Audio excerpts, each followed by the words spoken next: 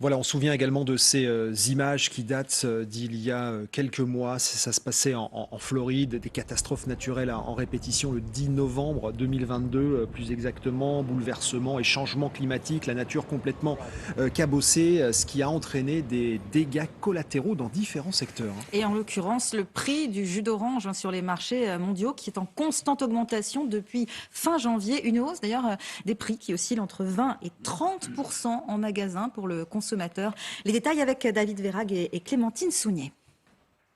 Le jus d'orange va-t-il devenir un produit de luxe?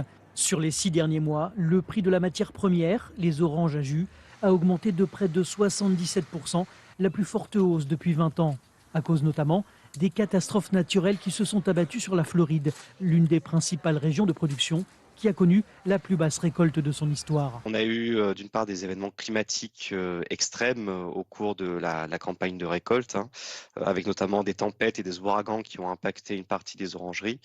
Et la deuxième phénomène, c'est du fait d'une maladie en fait qui touche les orangeries aussi bien donc d'Amérique du Nord que d'Amérique du Sud, qui est aussi dénommée la maladie du dragon jaune.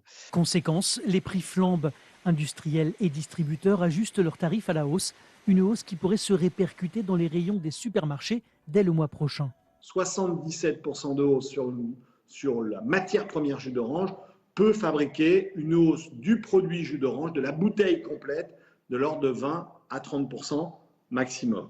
Les Français boivent 25 litres de jus d'orange par personne et par an. C'est la moitié de la consommation de tous les jus de fruits dans le pays.